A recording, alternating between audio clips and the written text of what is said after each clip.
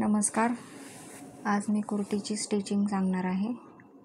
ती फ्रंट बाजू आहे आणि हे मेन फॅब्रिकचा तयार नेक.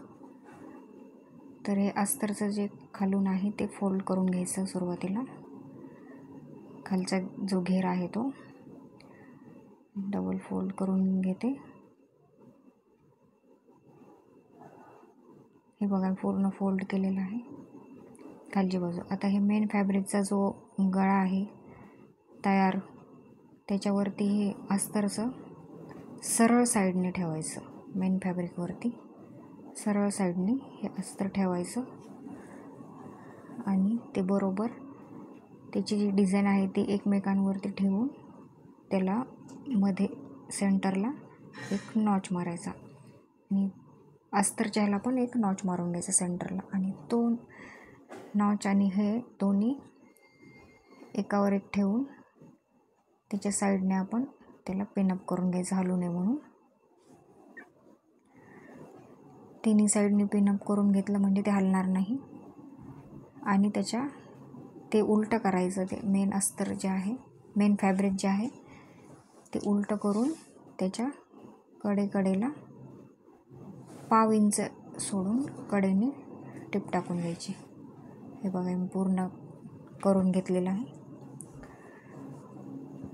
आता ते पिना काढून घ्यायच्या.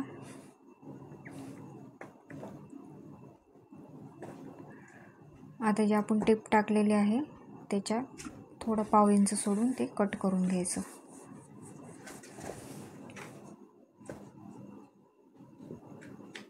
ते मी कट करून घेते पाव इंच थोडं अंतर सोडून.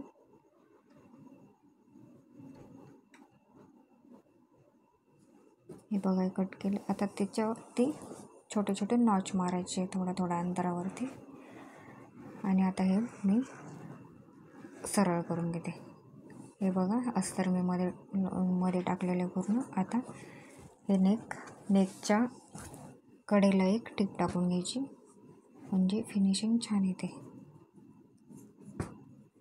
हे बघा मी पूर्ण टिप टाकलेली आहे.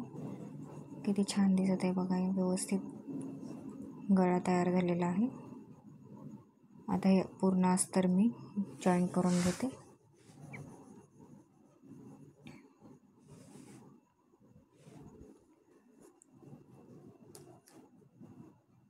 आता हे पूर्ण अस्तर मी जोडून घेतलेलं आहे मेन फॅब्रिकला. आणि जो आता एक्स्ट्रा जो कपडा आहे तो कट करून घ्यायचा. अर्धा पाऊण इंच एक्स्ट्राच ठेवायचं मेन फॅब्रिक अस्तरपेक्षा. आता हे पूर्ण अस्तर जोडून घेतलेलं आहे. आता जो एक्स्ट्रा जो कपडा आहे तो मी कट करून घेते.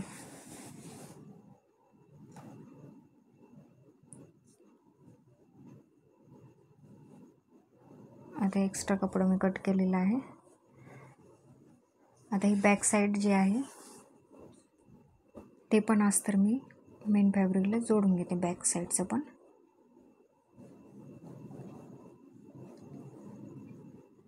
ते पण तसंच जे फ्रंट साईडचं आपण केलेलं आहे तसंच बॅक साईडचं पण नेक करून तयार करून ते पूर्ण जोडून घेतलेलं आहे.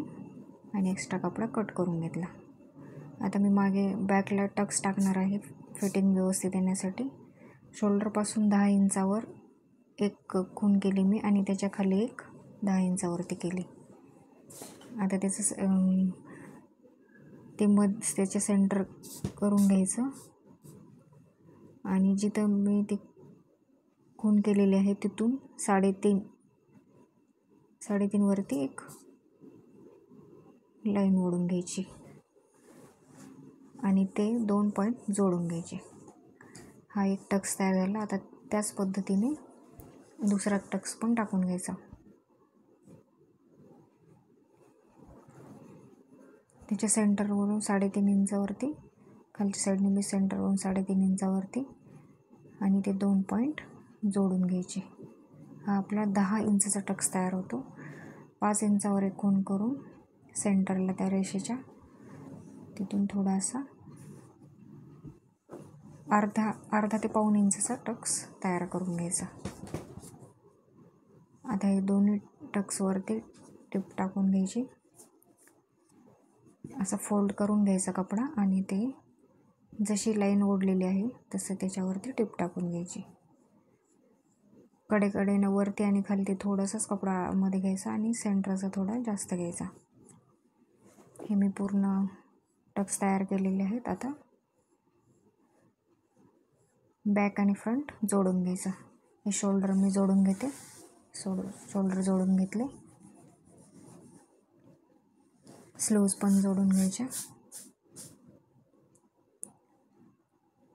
हे स्लीव्जला कमी कपडा होता म्हणून हे असे जॉईंट दिलेला आहे मी. हे फ्रंट साईड स्लीव्जची आणि ही कुर्तीची फ्रंट साईड.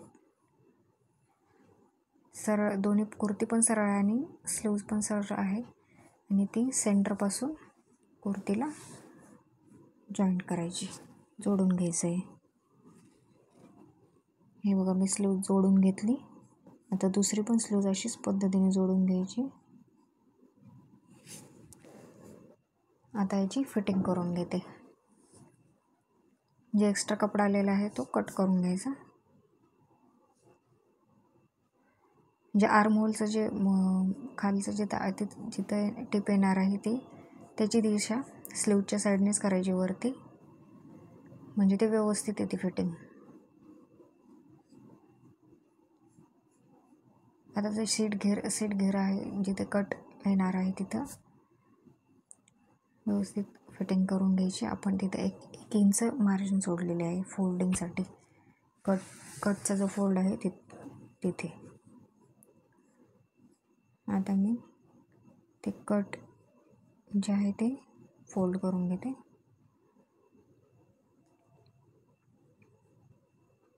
व्यवस्थित आपण 1 इंचची मार्जिन सोडलेली आहे मी, ती अर्धा आणि अर्धा असं 1 इंच फोल्ड करून घ्यायची.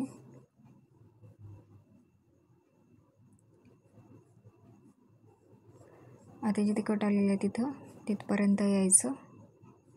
थोडंसं त्याच्या पुढे अर्धा इंच थोडंसं वरती जायचं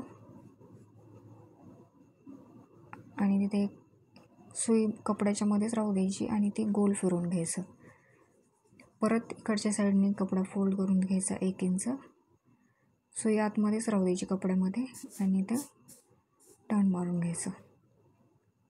असं याच पद्धतीने दुसरी पण बाजू 1 इंच फोल्ड करून पूर्ण करून घेते.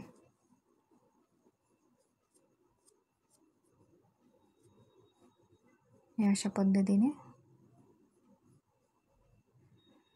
कटची जी आहे फोल्डिंग मी पूर्ण केलेलं आहे. बघू शकता तुम्ही किती छान फिनिशिंग आलेली आहे.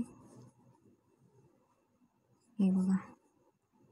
आणि याच्या कडेला पण तुम्ही अशी टिप टाकू शकता. मी नाही टाकणार, पण त्याच्या कडेने दुसरी साईडने पण तुम्ही टिप्स टाकू शकता कडेनं.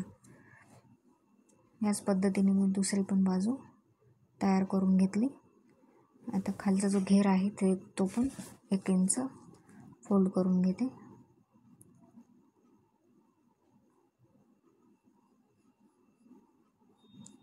खालच्या साईडने पण व्यवस्थित फोल्ड करून घ्यायचं.